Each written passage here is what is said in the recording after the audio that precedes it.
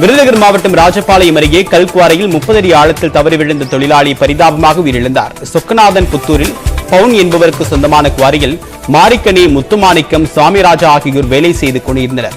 அப்போது எதிர்பாராத விதமாக 30 அடி ஆழத்தில் இருந்து மூவரும் தவறி விழுந்ததாக கூறப்படுகிறது. இதில் 50 வயது மதிக்கத்தக்க மாரிக்கனி நிகழ்விடத்திலேயே உயிரிழந்தார். காயங்களுடன் மீட்கப்பட்ட இருவரும் மருத்துவமனையில் சிகிச்சை பெற்று வருகின்றனர். தகவல் அறிந்து சென்ற காவல்துறையினர் குவாரி குத்தகைதாரர் மீது வழக்கு பதிவு செய்து விசாரித்து வருகின்றனர்.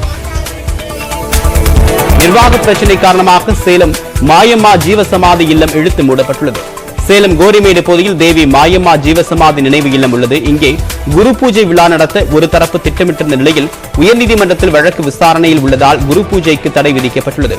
யாரும் உள்ளே செல்ல முடியாதபடி தடுப்பு அரண்கள் அமைத்து பலத்த போலீஸ் பாதுகாப்பு போடப்பட்டுள்ளது. ராணிப்பேட்டை மாவட்டம் வாலாஜாபேட்டை அருகே செல்போன் கோபுரம் அமைப்பதற்கு எதிர்ப்பு தெரிவித்து கிராம மக்கள் மறியல் போராட்டத்தில் ஈடுபட்டனர்.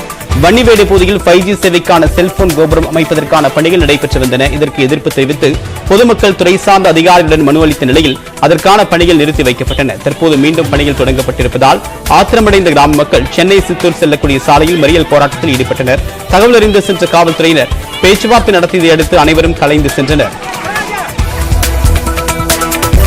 டெல்லியில் குடியரசு தின விழாவில் 2ஆம் பரிசு பெற்றவர்களுக்கு குன்னூர் ராணுவ பயிற்சி கல்லூரியில் பேண்ட் வாத்தியங்கள் முழங்க சிறப்பான வரவேற்பு அளிக்கப்பட்டது. ராணுவ வீரர்கள் இருபுறமும் நின்று பேண்ட் வாதிய கலைஞர்களுக்கு சிறப்பான வரவேற்பு அளிக்கப்பட்டது. ராணுவ வாகனத்தில் பிளாக் பிரிட்ஜ் பகுதியில் இருந்த ராணுவ பேண்ட் வாதியங்களை இசைக்க ஊர்வலம் நடைபெற்றது.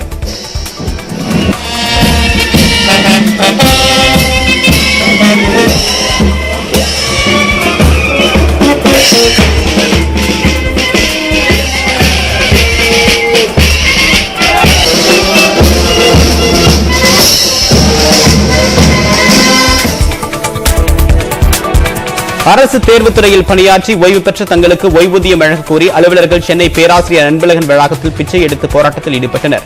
உதவியாளர்கள், பதிவு எழுத்தர்கள் 145 பேருக்கு ஓய்வூதியம் வழங்கக் கோரி இந்த போராட்டம் நடைபெற்றது.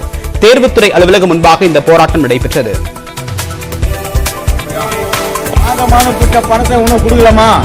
எங்களுக்கு அரசால நாங்க பிச்சை அடிக்கிற நிலைமைக்கு வந்துட்டோமா? கோர்ட்டுக்கு போக சொல்றாங்க. கோர்ட்டுக்கு போனா பிச்சை அடிக்கிறதுக்கு தான் போனோம். பணம் கொடுத்தாதான் கோர்ட்ல எங்களுக்கு இது பண்ண முடியும், பணம் காட்ட முடியும். அதான் பணம் இல்லை. விருதுநகர் மாவட்டம் தலவாய்புரத்தில் கூலி உயர்வு வழங்கக் கோரி விசைத்தறி தொழிலாளர்கள் வேலை நிறுத்தத்தில் ஈடுபட்டு வருகின்றனர். கூலி உயர்வு ஒப்பந்தம் காலாவதியாகி 18 மாதங்களாகியும் புதிய கூலி உயர்வு வழங்கப்படாததால் இந்த போராட்டத்தில் அவர்கள் ஈடுபட்டு வருகின்றனர். தலவாய்புரம் பேருந்து நிலையம் முன்பாக விசைத்தறி தொழிலாளர்கள் 200க்கும் மேற்பட்டோர் சாலை மறியல் போராட்டத்தில் ஈடுபட்டனர். ராமநாதபுரத்தில் 5வது புத்தக திருவிழாவில் முதல் நாளிலேயே ஆயிரக்கணக்கானவர்கள் குவிந்ததால் கூட்டம் அலைமோதியது. புத்தக திருவிழாவில் சுமார் 200க்கும் மேற்பட்ட புத்தக ஸ்டால்கள் மற்றும் 2 லட்சம் புத்தகங்கள் விற்பனைக்காக குவிக்கப்பட்டுள்ளன. சிலம்பாட்டம், ஒயிலாட்டம், பொய்க்கால் குதிரை உள்ளிட்ட பல்வேறு கலை நிகழ்ச்சியுடன் பொதுமக்கள், மாணவர்கள் வரவேற்றனர்.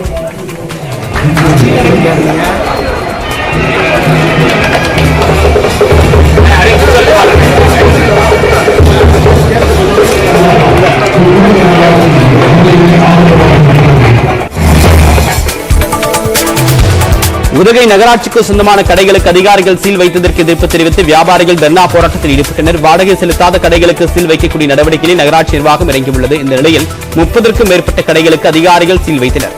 அதற்கு எதிர்ப்பு தெரிவித்து 100க்கும் அதிகமான வியாபாரிகள் தர்ணாவில் ஈடுபட்டனர். புதிய வாடகை முறையை தவணை முறையில் செலுத்தி வருவதாகவும் மார்ச் இறுதிக்குள்ளாக வாடகை முழுவதும் செலுத்தி விடுவதாகவும் வியாபாரிகள் தெரிவித்துள்ளனர்.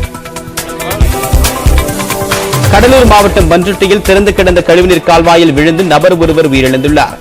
பன்ருட்டி இந்திராகாந்தி சாலையில் விழுந்து கிடந்த அடையாளம் தெரியாத நபரின் சடலம் மீட்கப்பட்டு விசாரணை நடைபெற்று வருகிறது. இந்த பகுதியில் மது போதையில் அடிக்கடி பலர் இதுபோல் கால்வாய்களில் விழுவதாகவும் கூறப்படுகிறது.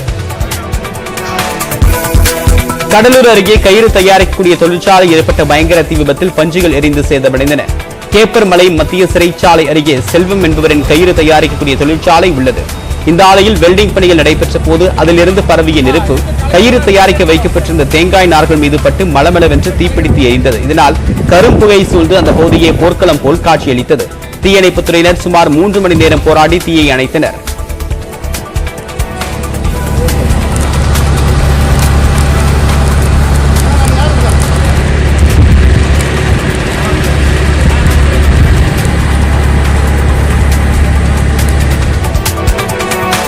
நாமக்கல் மாவட்டம் சேந்தமங்கலத்தை சேர்ந்த பொறியியல் பட்டதாரி கிணற்றில் சடலமாக கிடந்தது குறித்து போலீசார் விசாரித்து வருகின்றனர். அசோகன் என்பவரின் மகன் விக்னேஸ்வரனை கடந்த 7ஆம் தேதி முதல் காணவில்லை என்று கூறப்படுகிறது. இதையடுத்து பல இடங்களில் தேடி வந்த நிலையில் அவர் ரயில் நிலையம் அருகே உள்ள கிணற்றில் சடலமாக கிடந்துள்ளார். மேலும் அவருடைய செல்போன், இருசக்கர வாகனங்களும் அருகே இருந்துள்ளன. தகவல் அறிந்து வந்த போலீசார் உடலை கைப்பற்றி கொலையா தற்கொலையா என்று விசாரிக்கின்றனர். மதுரையில் அரசு உதவி பெறக்கூடிய பள்ளியில் நடைபெற்ற RSS பயிற்சி வகுப்பிற்கு உடந்தையாக இருந்தோர் மீது நடவடிக்கை எடுக்க கோரி மாவட்ட முதன்மை கல்வி அலுவலரிடம் இந்திய ஜனநாயக வாலிபர் சங்கம் உள்ளிட்ட அமைப்பினர் மனு அளித்தனர். கல்வி நிலையங்களில் RSS பயிற்சி வகுப்புகளை தடை செய்ய வேண்டும் என்றும் உடந்தையாக இருந்த அதிகாரிகள் மற்றும் ஆசிரியர்கள் மீது நடவடிக்கை எடுக்க வேண்டும் என்றும் கோரிக்கை வைத்தனர். இந்திய மாணவர் சங்க அமைப்பினரும் மனு அளித்தனர்.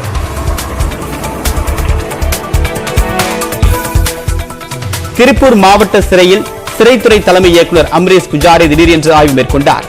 திருப்பூர் மாவட்ட சிறைச்சாலையில் தற்போது 127 கைதிகள் சிறைவாசம் அனுபவித்து வரக்கூடிய நிலையில் போதைப் பொருள், செல்போன் போன்ற தடை செய்யப்பட்ட பொருட்கள் பயன்படுத்தப்படுகிறதா, சட்டவிரோத செயல்கள் ஏதும் நடைபெறுகிறதா என்று சிறைத்துறை தலைமை இயக்குநர் அம்ரேஷ் புஜாரி ஆய்வு மேற்கொண்டார். அப்போது கைதிகளிடம் உணவின் தரம் குறித்தும் கேட்டறிந்தார்.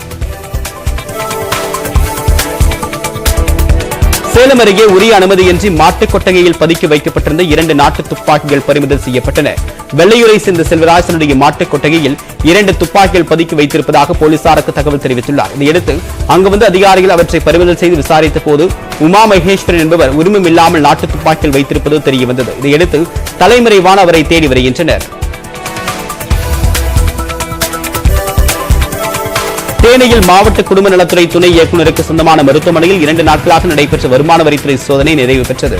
போடி நாயக்கனூரை சேர்ந்த மருத்துவர் அன்புச்செழியனின் மருத்துவமனையில் செவ்வாய்க்கிழமை பிற்பகல் முதல் சோதனை நடைபெற்றது.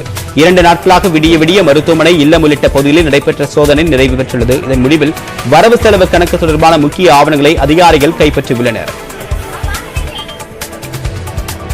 விழுப்புரம் மாவட்டம் வேலூர் அணை கரைப்பகுதியில் அமைக்கப்படக்கூடிய தாட்சாலை தரமற்ற நிலையில் இருப்பதாக மக்கள் குற்றம் சாட்டிய நிலையில் புதிய சாலை அமைக்கக்கூடிய பணி நடைபெறுகிறது.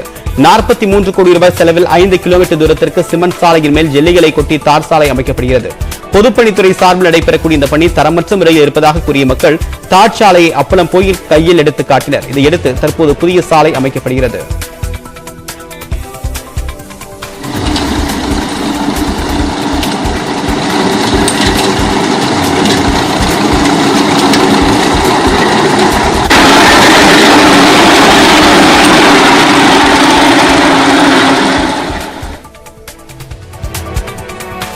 சென்னை அடுத்த திருவெற்றியூரில் பேருந்தில் பயணித்த பயணி ஒருவர் மயங்கி விழுந்த நிலையில் அவரை உடனடியாக மருத்துவமனையில் அனுமதித்த ஓட்டுநர் நடத்துனருக்கு பாராட்டுகள் குவிகின்றன.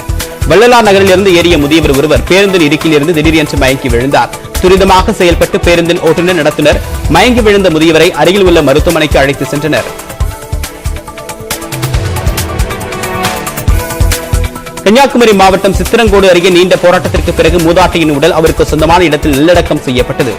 வலியவிளை பகுதியை சேர்ந்த செல்லையா 20 ஆண்டுகளுக்கு முன்பு உயிரிழந்த போது அவருடைய சொந்த நிலத்தில் உடல் அடக்கம் செய்யப்பட்டது. இதையடுத்து அந்த நிலம் பாக பிரிவினையால் உறவினர்களுக்கு பகிர்ந்தளிக்கப்பட்டது. இந்நிலையில் செல்லையாவின் மனைவி அமிர்தவாய் நேற்று உயிரிழந்தார். அவரின் உடலை கணவரின் கல்லறைக்கு அருகே அடக்கம் செய்ய உறவினர்கள் சிலர் எதிர்ப்பு தெரிவித்தனர். இதையடுத்து மூதாட்டிக்கு சொந்தமான வேறு இடத்தில் உடல் நல்லடக்கம் செய்யப்பட்டது.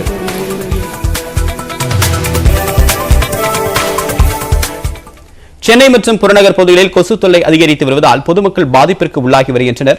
கொசு ஒழிப்பு பணிகளை தீவிரப்படுத்த வேண்டும் என்ற கோரிக்கையும் எழுந்துள்ளது.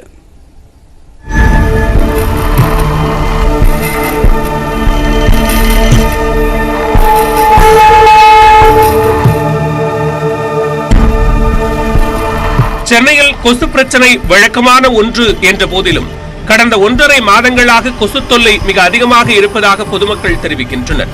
குறிப்பாக நீர்நிலைகளுக்கு அருகே உள்ள குடியிருப்பு பகுதிகள், புறநகரில் திறந்தவெளி அதிகம் இருக்கக்கூடிய பகுதிகளில் கொசு தொல்லை அதிகமாக இருப்பதாக பொதுமக்கள் குற்றம் சாட்டுகின்றனர். இதனால் இரவில் சரியாக தூங்க முடிவதில்லை என்றும் உடல்நிலை பாதிக்கப்படுவதாகவும் வேதனை தெரிவிக்கின்றனர். கொசு கடிச்சு உடம்பெல்லாம் கெண்டு வீங்கிடுது, அலர்ஜி வருது. அதுக்கு போய் மருந்து வாங்கி தடவுறதா இருக்குது. அப்புறம் நம்ம நைட்டில் தூங்கிட்டு ஏந்து காலையில் ஏந்து வேலை செய்ய முடியல, தலை சுத்தல் வருது. பிபி இருக்குதுனால தலை சுத்தல் வருது, என்னமோ தெரியல. உடம்பு வலி வர இருக்கு. அதுவும் சேர்ந்து வந்துடுது இதுல. இந்த மாசம் தான் ஜாஸ்தி ஆகுது. இதுக்கு முன்னாடிலாம் அவ்வளவா தெரியல. இத்தனைக்கும் நாங்க கதவு ஜன்னல்லாம் சாத்தி தான் வச்சிருக்கோம், வலையும் அடிச்சு தான் வச்சிருக்கிறோமே. ஆனா ஜாஸ்தியாக வந்து கொசு மருந்து வந்து அடிக்க தான் செய்யறாங்க. குழந்தைங்கலாம் கொசு வலை போடுறோம், அதனால எங்களுக்கு தெரியல. இருந்தாலும் தூக்கும் போதெல்லாம் அந்த கொசு வலையை மாத்தி மாத்தி வைக்கும் போது கஷ்டமா தான் இருக்குது. இருந்தாலும் ரொம்ப பிரச்சனையா தான் இருக்குது, நிறைய கொசு இருக்குது. முதியவர்கள், குழந்தைகள் மிகுந்த சிரமங்களை சந்திக்கின்றனர். கொசுக்கடியால் குழந்தைகள் காய்ச்சல், அலர்ஜி என பல்வேறு பிரச்சனைகளால் பாதிக்கப்பட்டு வருகின்றனர்.